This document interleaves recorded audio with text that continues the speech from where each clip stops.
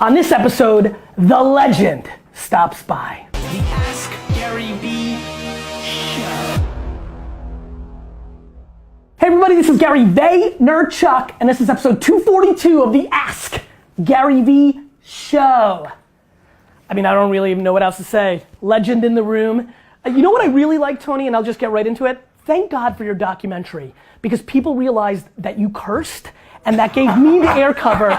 People were like, oh, Gary, it's okay that you curse now. I'm like, thank God. I was pumped. People were like tweeting, like, Tony curses like Gary. I'm like, yeah. I used to bring you to my talks so that people would feel good about me after listening to you, so we're doing the same thing for each other. Tony, for the quarter of a person that is watching right now on live stream and on the show that doesn't know who you are, why don't you give me the 1 second thing? And obviously today's a big day, new book. You look good in this shot.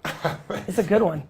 This is pretty quick. Your last money, it was a finance book. I didn't write a book for 25 years. I like writing books like I like selling my organs to the black market. You know, I hate it, but I really wanted to write a book that would protect people because, you know, we're in the 8th year of a bull market, second largest in history. Everybody knows a crash is coming. There's all this volatility. I like but this I want subject. to really protect people, but more importantly, show them how a crash is one of the greatest economic times in your life if you're prepared for it to leapfrog from where you are to where you want to be. So if you're a millennial out there and you got all this debt from school still, it's crazy. I know how stressful it must be for you. Bottom line is, you can literally jump during this time. Or if you're a baby boomer and you didn't get started till way too late and you think it's too late, it's not too late in these situations because the corrections provide opportunities like never before. And people just aren't prepared for it. So I have a partner named Peter Maluk. Yep. He's been rated, he's the only man in history rated the #1 financial advisor in the United States 3 years in a row by Barron's, 2 years in a row by CNBC, and this year Forbes just came out with their first list and he's #1. So I want people to know I'm his partner, I'm on his board of directors, but he's grown his business from nothing in basically 2008. He grew it to $2 billion during the worst economic time because he warned everybody, there's gonna be a crash. Here's what you're going to do so you don't lose money, and here's what you're going to do so you make more money during the crash than anybody imagined. So with no advertising to $2 billion. Now when I joined him a year ago, our partners, there was $17 billion, and we're now at $23.5 billion in assets because this guy knows what he's doing. So I took the best of what I learned from the 50 best investors in the world, from Warren Buffett to Ray Dalio to Carl Icahn, shrinked it down into just something really nice. By the way, hours. Yeah, nice size. Yeah, my last one was 670 pages. Yeah, different size, right? My whole focus here is destroy the fear with real results, with a real strategy, make it a playbook, and get people so they can really win. For my audience, I don't talk about this often, but I've mentioned it a couple times in the vlog. Both Wine Library, yes, my family business, and VaynerMedia were built out of horrible crashes. Yes. You know, I got involved in Wine Library full-time in '99, and just as I started getting going, 9/11 happened, and the 2000 crash happened, and VaynerMedia was started in 2009, right on the back of all the issues. So for me, I'm a big fan of this, and I will say one other tidbit. There's a lot of youngsters who are watching who are on the flip side, are not sitting with debt, who are making some money being influencers, have found themselves into some quick 50, 100,000. Nothing will turn $50,000 in cash into millions of dollars quicker than a bust. Yeah, absolutely. So right. let me. Well, a bust that you participate in. Well, right. So like, so that's right. So here's something you might find this interesting. Yeah. I am sitting on more cash, and not because I've made more. I am actively sitting on cash right now because my hope is that there is a meltdown and I can buy things for 20 cents on the dollar, 5 cents on the dollar. How long have you been in cash? About a year and a half. Yeah. So you're a perfect person to chat with because I would have the same mindset before. Yes. After interviewing all these people, I learned some really interesting facts. First of all, trying to time the market. Impossible. Yeah, and Warren Buffett said, impossible. Hey, listen, all these market forecasters you see on CNBC, he said their whole purpose in life is to make fortune tellers look good. Because no one can do it. That's exactly right. I can't do it. That I know. So, but logically you say, I'm waiting for the crash because it's going to come. But while people are waiting. People are making money. 100%. Unbelievable amounts of money. 100%. 250% since 2008. How about just since November with the president? It's 14.5%, right? So tell me how I'm doing this wrong or right. What I'm also doing with the rest of my activity, because it's a piece of my wealth. I'm being ultra aggressive and driving the other way there and playing on both sides of the extreme. Yeah, I get it. The whole so like not secret, real estate or like, yeah. The whole secret is diversifying, obviously, That's it. And knowing where you're strong, where you're weak. But what people should know about the market, because it's really important, the stock market has provided, you and I have know a million people that have made a fortune and then go broke. That's right. Whether it be an athlete or That's an right. actor or anybody. Unlimited people. Because no matter how, you never, what's his name right now? I just saw 50 Cent just went bankrupt. He made $100 million on vitamin water because he got a tip. He made like $400 million and broke. He's about to go through the divorce. What's his name? Pirates of the Caribbean. Johnny Depp. Johnny Depp made $750 million, $750 million, and they say he's going to go bankrupt now. He spent $30,000 a month on wine, so you should have got him. I got a couple pieces of that. But the point of the matter is, you don't earn your way to a fortune. The way you have a fortune long term is you make money your slave. You and I have done it through multiple businesses, right? But the other way to do it is through the investing. And I always tell people, no matter how great your business is, you should have a money machine on the right side of you with no employees, with no moving parts. It takes 15 minutes a year once you know what to do. That's what this is. But let's talk about the market for a second. People wait to try to time the market. Yes. So watch this. And first of all, you get a correction every year. People are overreacting, and I tell people the market never took a dime from anybody. Only you did that because you got fearful. Yep. So last year, since 1900, 116 years, we've had an average of one correction a year. Correction, by the way, for people who don't know, it is when it goes from a market high, you drop by 10% up to 19.99%, because at 20% or more, it becomes a bear market or a crash, okay? So we get one of these every year. So last year in January, worst January in the history of the market. I remember. $2.2 trillion meltdown. Yep. People are freaking out. Market drops 900 points in a day. All the wealthiest people in the world are Davos. They go interviewed Ray Dalio, the number one hedge fund guy in the history of the world. And? A large hedge fund's $15 billion, he's $165 billion. You need a $5 billion net worth and $100 million to talk to him. Yep. I got him to share with me. They put him on TV. They say, what do we do? Is the end coming? He goes, it's a correction. He said, go read Tony Robbins' book. I explained a theory of how I made 85%. Did you sell some copies there? You're like, yes. But I got him to give me the answer. Yeah. He's made money 85% of the time in 75 years. But here's what you need to know. 80% of those corrections never become a bear market. They all correct back, just like last year. But if you sold, you lose. Of course. But then let's look at the crash. Crashes happen every 5 years on average. We've gone 8 without one. That's why we're due for one. And you're right to be somewhat prepared. But while you're preparing, there's opportunity that's happening because, first of all, every bear market lasts on average a year, goes down 33%, but you don't lose 33 unless you sell it. That's Here's right. the one thing I want people to hear. In 2 centuries of American business, every single bear market was followed by a bull market. So you remember 2008, people lost 50%? This is where 69%. This is where Buffett wins. He always talks about Buffett is it's such a great concept. I believe in it so much, which is, unless you're betting on America disappearing, you will win. For centuries. That's it. And we're That's the punchline. going to keep growing. And by the way, every month on average, we have a new high. So when you hear it's high, oh my God, it's going to crash, it's high. But let me give you one more. Please. This is the timing, and this will maybe the payoff for you. Payoff is, I just did the JP Morgan Alternative Investments Conference in Miami. You have to be a billionaire to attend. You have to prove it with your net worth. There's 400 people there. It's an amazing group. JP Morgan did a 20-year study, and Schwab did one also separate. They found in the last 20 years, the S&P 500 gave you an 8.2% return. So you're doubling your money every 9 years. Pretty cool thing. But what they found was, if you were out of the market on the 10 best trading days in 20 years, instead of 8.2, you got 4.5, almost half as much money. If you missed the top 20 days, trading days, in 20 years, 1 day a year, you're doing what you're doing, trying to be the right timing, you got a 2% return. You might as well bet bonds. If you miss the top 30 days, you lose money. Makes a ton of sense. In 20 years. Makes sense. So the most difficult, the dumbest thing you can do is be out of the market. Not you. No, I get it. I'm plenty in the market. Plenty in the market. Because I believe in it. And then also being prepared. So Tony, listen, first of all, one of my favorite things about you from afar, we get to hang once in a blue moon, random calls here and there, but from afar, you know what I love about you? You fucking hustle. Like, I feel like the book came out today, you're freaking everywhere, doing your thing, that's what you're good at. We have a very large audience you're good, I know you're good at what you're doing, but here we have a real awesome opportunity because I think we're gonna go deep in a narrow field. Yeah. So the majority of these people, I don't think are looking at the stock market. I even look at the characters here. Yeah, the way they think the way they're thinking about the stock market, so different. In a world where you might not have cash and where you might have debt, or if you're not even in debt, you just don't have a lot of cash. Talk to me about somebody sitting with $10,000, which, by the way, for a high percentage of this is still a ton. Correct. But is there anything that, if they have $1,500, should they be out of the market? Like, what do they, like, I know we're going very, very, very micro here, but I actually want to bring value. My payoff is actually bringing value to everybody watching. Go ahead. I give an example in the book here. And I'm going to take a phone call. Get ready for phone calls. Chris, you ready? All right. So forget just the $10,000. What matters is the system you put in place. The shit you do randomly every now and then because you got money is not going to help you much, right? So especially if it's a fucking fat whip or a watch. Yes. I don't even want to start. So the number one most important financial decision for everyone watching, everyone in this room, really, we all know you got to become an owner instead of somebody that is constantly, utilizing products. In other words, if you have an iPhone and you don't own Apple, what's wrong? You're a consumer, you're not an owner. You got to become an owner. How do you do it?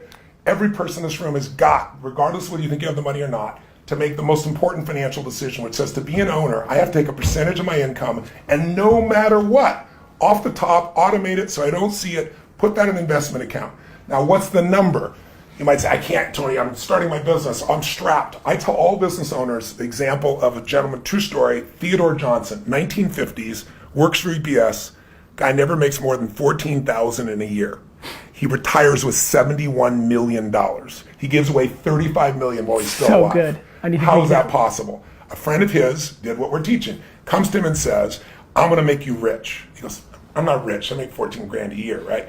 He says, I'm going to make you rich. I'm going to put 20% tax on you.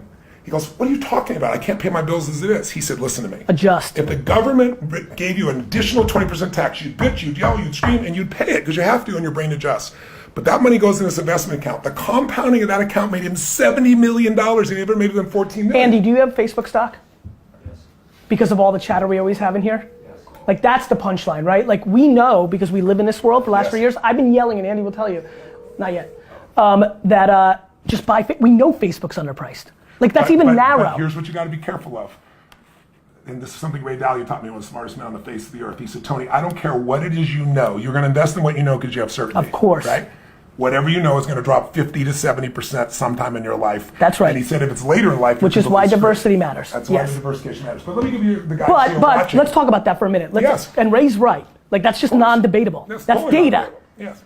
It is interesting to see where. So you don't want what I'm saying is you don't want to just own Facebook. Of course not.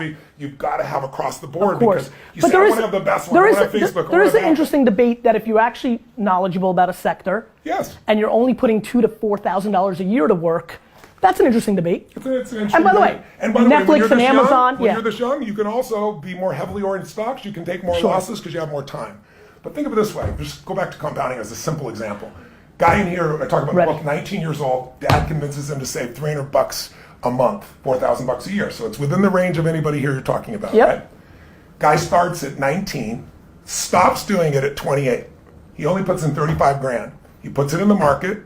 The market's grown 10% over 30 years, but let's use 8% to be more conservative. Last 20 years has been more 8%.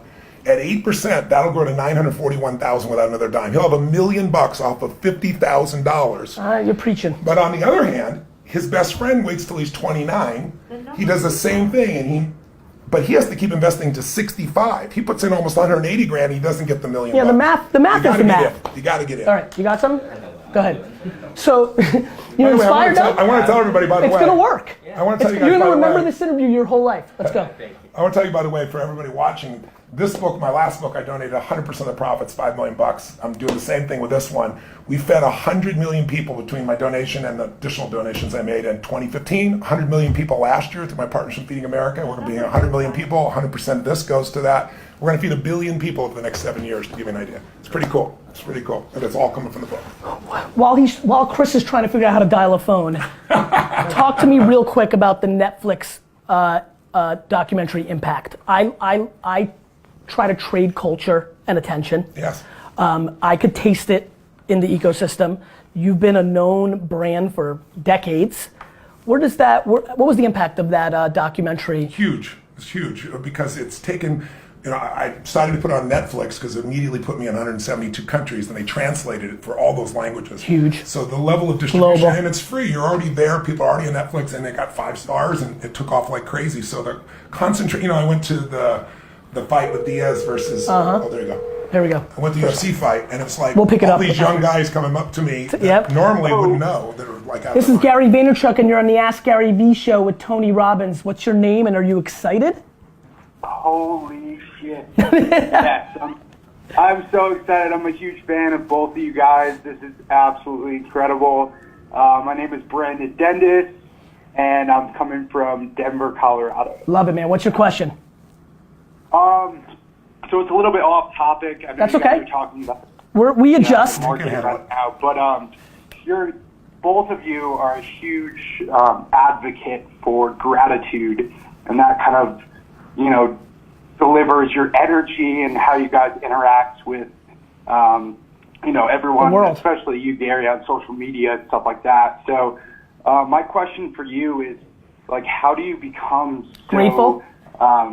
So grateful, yeah, exactly, to have this energy, especially from Tony's position of just like, you know, I dove into your documentary on Netflix, and that was actually the first time I was exposed to you. Actually, my father, who owns an independent agency in Connecticut, very successful, he quoted you as a huge inspiration. So I kind of dove into your content and fell into kind of your hands and your guidance. So they're big ass hands too, by the way. Jesus. So go ahead.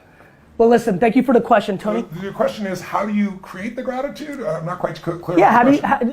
Go ahead. So how do you become so grateful, and because of that, you live a life of? I think this is a great first question, Brett. Thank you so much, because I actually think he nailed it, which is, I actually think he's right. Like in what I see in you and from others, like, gratitude, it's incredible what gratitude does. Well, the two things that mess everybody up are anger and fear. When you let them dominate you, you're in trouble. And you can't be angry and grateful simultaneously. It's the antidote. It's the only antidote that really works. And you can't be fearful and grateful simultaneously. So for me, to answer his question, I don't hope I'm going to be grateful. I have a system like anything in life. If you're a great pilot, you know how to fly a jet, you still have a checklist. Because if you miss the checklist, the consequences are too big. So I'm not a big meditator.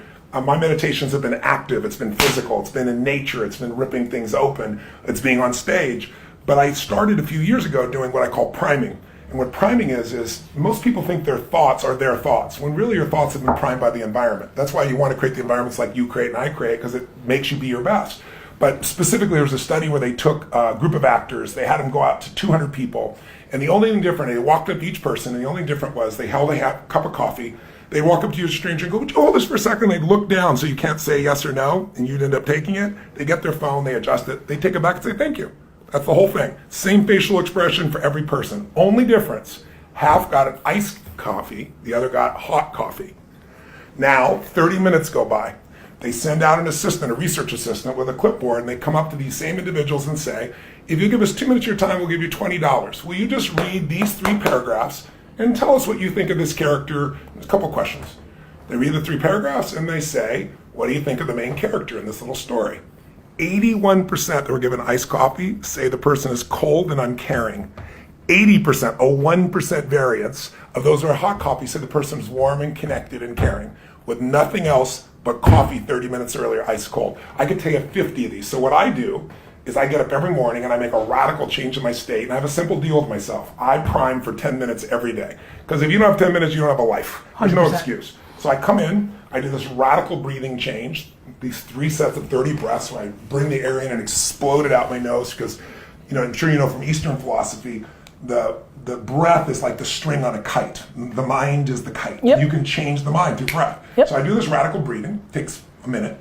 Then I do 3 things for 3 minutes, really simple. I take 3 minutes and I focus on 3 specific individual things that I'm grateful for, but I don't think about them intellectually. I step into the moment, remember it, feel it, and so what it does is it activates it not as a thought, but as a biochemistry. Then I do 3 minutes of prayer and blessings, starting with my family and moving out to everybody, my clients, friends, people I meet. Yep. And then I do 3 minutes on what I call 3 to Thrive, where I focus on 3 important outcomes that I have, that I want to accomplish, but I don't think about want to accomplish it. I see it, I feel it, I experience it is done, I feel grateful. That's your move. I actually go 15 or 20 minutes after because it feels so good, but what's happened is now you're primed. You're not hoping you're in prime time, you are in prime time. And to me, that's how I do it. And once you prime yourself, you start noticing things to be grateful for all the time. And when I asked Sir John Templeton, the first billionaire investor, international investor in the whole world, started with nothing, built to that. When I asked him, I said, what's the secret to wealth? I'll never forget. He looked at me and smiled, and he said, Tony, it's what you teach. And I said, well, I teach a lot of things. Which thing? And he goes, gratitude. He goes, you and I, how many billionaires do you and I know that are miserable human beings and they're so unhappy? He said, they're poor. And if you've got $1 billion, but you're frustrated and angry and sad all the time, your life is frustrated, angry, and sad. How many people have nothing, but they're grateful for their family, or for their health, and they're there? So that is the game. To me, it comes down to its cousin, which is perspective. Yes. So I do something very similar. Every single day, I make pretend that my mother, dad, sister, brother, wife, or children are killed. Now I know this is a different version of it. I know, you didn't expect that one? I love you, crazy son of a bitch. I know it's a little different. Yes. They get stabbed in the eye, and then they take out the groin. Like it's sometimes even in detail, but I will tell you, it's very fleeting. It usually happens within the for them still being But here. I promise you, I know it's a little left field. It's insane what that perspective does for me. Nothing, and I feel it. It's contrast. And I feel it. And I feel it in my soul. Contrast and works. and it just makes every bad thing. And by the way, and I'm sure for your business, when you're the last line of defense, you know how they say occupation on the doctor form? The last time I filled it out, I said firefighter. Because that's what I think I do for a living. Like, it's just problems. Yeah. Like when I get done with this interview, I'm gonna look at my phone, 7 problems, 7 fires to put out. Like, that's what I do. For me, it's perspective. Like, I don't understand how people don't get that there's 7+ billion people, that there's so many people that have it worse than you. Look, if you live in this country, I feed 100 million people a year. I care. But if you live in poverty in this country, you're the 1%. You're not the 99%. I know. 2/3 of the planet lives on $2.50 a day, $900 a year. If you're making $18,000 a year, I don't want you to make $18,000, but you got to start with gratitude that you're one of the richest humans on earth. You're It doesn't preaching. feel like it, but you are. Preaching. D-Rock, don't produce the show. Hello, this is Gary Vaynerchuk, and you're on the Ask Gary Vee show. Oh, Yo. there's no fucking way I got this lucky. You're on, man. What's your name? Where are you from? Miguel from Los Angeles, California. Awesome, Miguel. What can we help you with? Okay, so, god damn, hold on. Alright. Alright, so, I'm 20 years old. I'm in college right now. I'm in my junior year. The hours are really crazy because I'm going to school for game design. That's what I really want to do. But Okay. I really want to be able to just purchase my own game studio. Okay.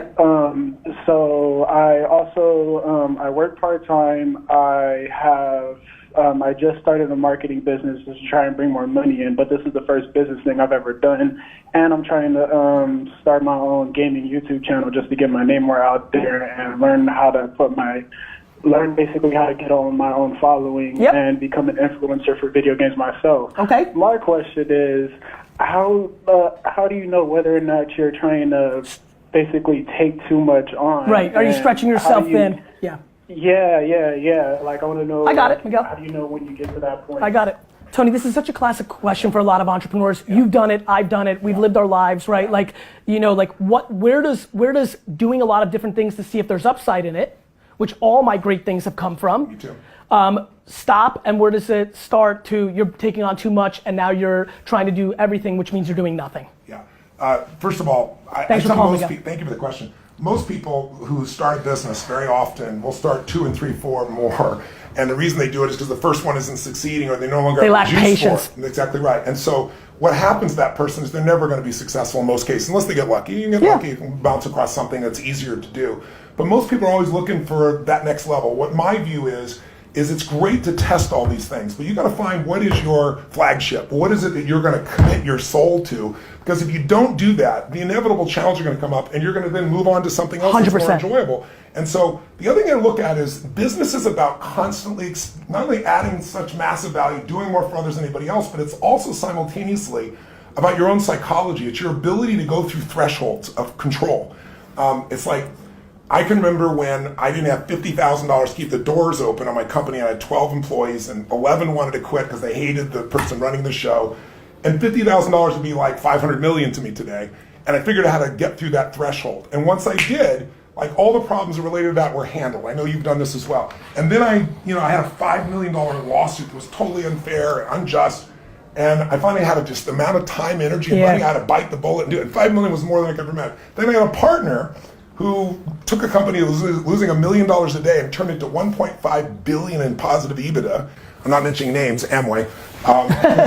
And he wanted me to join him in business with some other partners, not doing the multi-level side. Did the business, put in 10 million bucks. We all put in 10 million, it was 40 million in debt. But I signed joint and several, which I didn't understand in those days what that meant. And 2 of my partners were supposedly billionaires and they went broke. We bought some more companies. I ended up with $120 million in debt that I was on the hook for. No one else had any money. and I'm getting up to do a seminar wanting to throw up. It was a new threshold of control. So you know when you ski or you snowboard and you think you're just new at it and you think you're going down a blue or green and it turns out to be a double black and you're like, what the fuck? Yeah. And so you have two choices.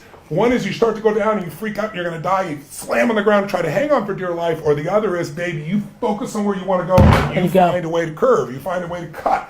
And once you do it a couple of times, you get used to it. You have no more fear of that element. Now, my biggest one out of that led me to $1 billion. I have 31 companies now, to give you an idea, 7 different industries as diverse as like, stem cells to virtual reality. We have the exclusive to the NBA now in virtual reality, to give an example. I got 1,200 employees. We're on 3 continents, and we got $5 billion in sales. But I did that because I first stayed on one frickin' thing, and I got so masterful at it that the way I look at it, I'll give you one more metaphor. You're probably not old enough to remember this, but I'm old. Remember a guy named I'm pretty old. Mel, I forget his name. He was the guy that Mel's Diner, the great 80s sitcom? No, the guy that looked for gold on the Spanish galleon. I forget his name. Mel, whatever it is. But anyway, he found $500 million in gold, but it took him like 31 years to do it. And you can't live on that. Maybe he loved the journey, though. No, he did not love the journey. Okay. His son was killed on the journey. Well, that's bad. If you can imagine 31 years of going out there, getting money from investors and showing nothing. I mean, after a year, 2, 5, 10, some point, you hit your breaking point. He never hit his breaking point. So I looked at my businesses back then, and I was always looking for the new business that was a greater opportunity. I love what I was doing. It's emotionally rewarding, but low margin business. And I had these meetings with a group of billionaires, and they said, you have not maximized. And then I saw this guy, Mel, and I thought, I have not the right beliefs. You need 3 beliefs to be successful in your business at the highest level. You have to believe, number 1, what did this guy have to believe to go 31 years? He had to believe, number 1, that the treasure was out there. Number 2, he had to believe, I'm going to find it. And number 3, he had to believe it's going to be worth it. Yeah. If you don't believe there's that treasure in your business, you'll never find it. And you've got to use those 3 things to go to another level. Miguel, to answer your question, I've now had a career for 20 plus years. I, at every minute, was running one of 2 companies. Wine Library or VaynerMedia. There was never a day in my life where I didn't have something that I called the 80% of what I do. That's right. It's exactly what you were saying. Yes, I call it the meat, the main dish. You can go and have side dishes, and if your steak is perfect, you'll always be able to absorb the losses because they're smaller losses. And then when something over here becomes bigger, you can turn that into the main part, and that could become the steak. Too many people have all side dishes and no steak. I always say something else about it too. Let's do another phone call. Massively overestimate what they're going to do in a year, and they underestimate what they can do in a decade. So what happens is they get all disappointed and frustrated, and they don't stay with the game. Talk to me about lack of patience. This is something, I've been pounding patience. You've been pounding patience? Yeah. I actually, do you know that I genuinely think I'm the most patient? Do you know that I think I'm a lot of deceived do you know that I genuinely call myself a tortoise in a hare's costume? Don't let my energy or my stage presence confuse what I've actually been doing. Yeah. No, I get it. I'm teasing. I know you are. I know. But I think, but the reason I want to put it out there is I think it's an important thing that it's an enormously important variable. I think so too. Let me mention one thing with it. I think all businesses though, we've talked about focus. I just want to add one last piece to that before we go what you're saying. I think all businesses should be running 2 businesses, the business you're in and the business you're becoming. Because if you only run the business you're excited about, you're going to become, you're going to miss the cash flow of managing your business. If you only focus on the day-to-day, you're not anticipating the competition. This is Gary Vee, and you're in the Ask Gary Vee show with Tony Robbins. Who's this? Yo, Gary, it's Nico from Chicago, man. Nico, how are you? I'm good, how are you? Good, man. What's your question?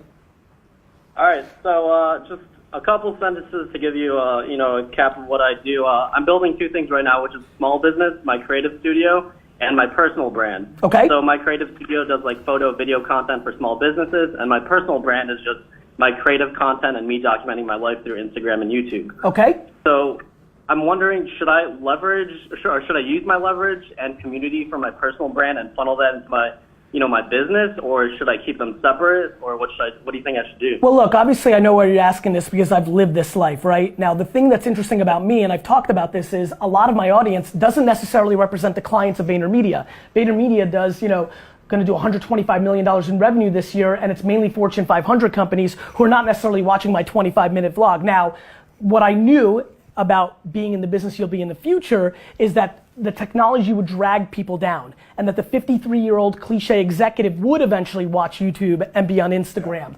I would tell you, here's what I would say to you, brother. Intent matters so much.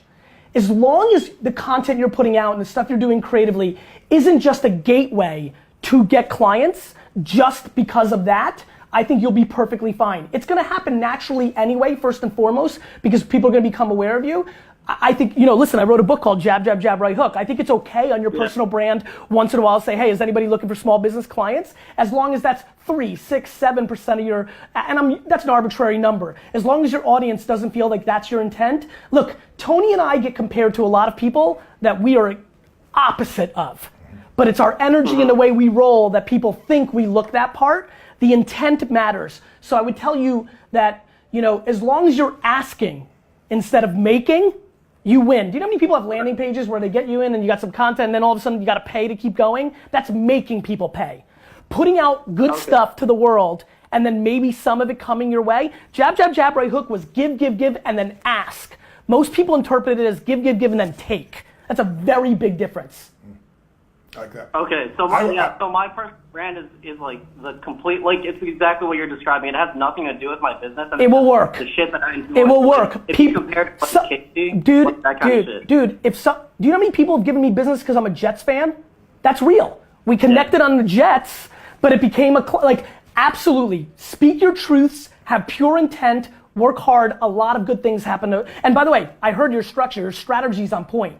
You've got an 80% stake, you're building personal brand over at 20, you're doing YouTube and Instagram today as we record this, that's right. So you've got every piece in place. Keep going with your intuition. All right, thanks brother, Thanks, I love you, man. Love you too, Thanks, man. Tony. All right. Bye. Tony, while we transition, we'll get one more question in here. What's going on with you in social media? I remember very, very, the last time I reached out to you, I got inspired. I called you and I said, bro, Snapchat. This was 15 months ago. Talk to me about your journey on that. And one other thing that we have to do before we leave, I've never asked you this and I think it's really funny to ask here and you may not remember. I will never forget being at South by Southwest 2008, 9, or 10 and I get this email and it says, Anthony Robbins. And then it's a voice email.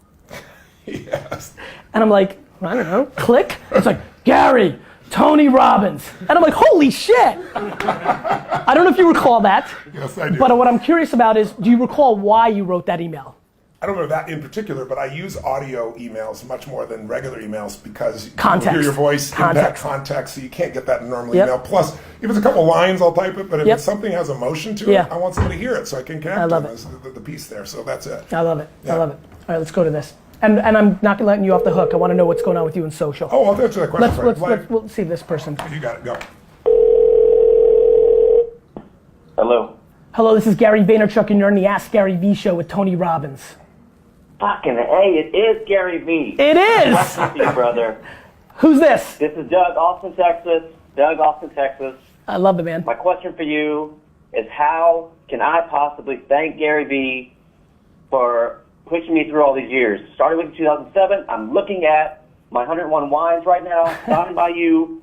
Know your pal. You were in Austin with a book signing. Tony, loved you in Shallow Hal. Amazing. I just wanted to call in and give you the gratitude. I'm pumping away with this production company here in Austin, Texas. Just grassrooting it. It's been fun. And I appreciate you just hustling and showing us how it's done, man. I appreciate it. Listen, solid. you go impact one solid. other person the right way to do it, and that's more than a payback. But if you find yourself in New York or wherever I am, I'm going to be in Austin in a couple weeks for South by. Come and shake my hand. Send an email to Gary. My hair, brother. I will, man. It's good to see you. Thank you for the love. Peace out. Thanks. I forgot about that amazing appearance you made. Was that fun? Which one? The Hollywood, when you became a Hollywood star. You know what's interesting is the guy that wrote that is legally blind. That's why the story is about seeing the beauty in someone, not seeing the surface. I did not know that. And he bought my audio programs because he's blind. He had personal power. He listened to it. He went to the Farrelly Brothers. Never wrote a movie in his life, sold in film. They'd asked me 3 times to be in films. I said, look, I'm not an actor, I appreciate it, but no. They sent me the script. They're like, you're in it. Made me laugh, I cried. But then what they didn't tell me was, They rewrote that section. The writer didn't do it. He had like a fortune teller doing it. And they said, that's bullshit. If you were stuck in an elevator with Tony Robbins, your life would change. So I show up and I start speaking, and they didn't tell him and they didn't tell me this is how it came about. So he hears my voice and he comes, Tony Robbins, and tells me the whole story. So cool. Then I go to do the piece, and I got Jason Alexander there, right? Yeah. And I said, look, guys, you wrote this whole thing. I'm honored That's to be not. the center That's of not it. what. It's Yeah. not me. I wouldn't I'm just say gonna this do my shit. thing. So I said, let me show you. He goes, well, there's no script. I said, he's an actor. Let him act. And so when I healed him like that, when you see him shocked, that isn't acting. He wasn't prepared for it, to give you an idea. We did it over and over again. It was a fun trip. Tony, end with this for me. What has been your journey on social? Where are you now? What are you excited about? Are you into it? Is it hard for you because you're very busy? Like you don't pander to us. I'm curious to where you're at. This young man right here runs it for me. Yep. So Tyler, he does a great job. But I do all my own personal components. Yep. I get him to go leverage, get the pictures, the graphics, and all those things. I found that Facebook Live is one of my favorite tools at this stage. Because we get 750,000 people. It's like you have your own show. You just go in there and boom, and it goes. So that tool to me is one of the most valuable tools. But we've got 1 million people on Instagram. Tyler, we've got 10 million people there. What do you want to see him? This is your chance. This is the air cover you've been waiting for. I'm gonna be your shield here. This is the right room to do this. Where's the place that you'd like to see him focus a little more on? For me, yes. Had you asked me 6 months ago, I would have said Snapchat, but now I'll say Instagram stories. We're doing it today. He's taking a little run through on it. I love it. He's digging it. It's ephemeral. It's here today, gone tomorrow. But he's able to connect with his fans and give him that little sneak peek behind the scenes of what he's up to. My man.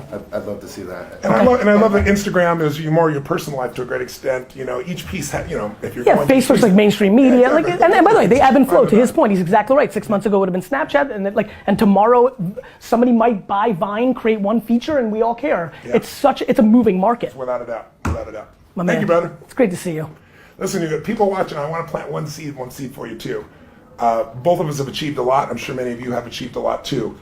Success without fulfillment is the ultimate failure. This guy is very fulfilled. That's why he works 24 hours a day. His whole hustle is that it fulfills him. Same thing with me. If you don't find what fulfills you, all the achievement's worthless. I had a really cool conversation, and I talk about it at the end of the book here, because money is not going to make you happy. It'll give you resources. It'll give you tools. But you got a 2 million year old brain that's always looking for what's wrong because it's trying to make you survive. If you're going to override that, you've got to learn what it is that's going to fulfill you most. And if you discover that and you pour all of your juice into that, forget the money. The money will be fine, but what you really will have is an extraordinary life. That's what this character has done for himself, because he lives it every single day. I live it every single day. There's nothing short of that that's going to give you what you want. So hope when you read this, you'll also find there's pieces there about how to master the mind, because this is what messes this up. You can be a billionaire and be miserable. This is the game. This is the operating system, baby. We're the only creatures on the planet that can think a thought and make ourselves miserable, or think a thought and make ourselves euphoric. So take control of your mind. That's really the end of the game for you. That's how you'll serve others. 2 things. You got to ask the question of the day. That's what every guest does. So you get to ask a question, and there'll be thousands of comments on Facebook and YouTube. So give that a thought of what question you want answered. Number 2, I'm about to take a picture with this man. I'm going to give away 100 copies of this on Instagram over the next 24 hours. Cool. That's exciting. Question I have is, what is your definition of a magnificent life? I'd really be curious. What's your criteria for a magnificent life? Which to me is life on your terms. It's different for everybody. I'd love to know what yours is. I'd love to see the variety of people. Thank you, brother. My pleasure. Good seeing you, man. You keep asking questions, we'll keep answering them.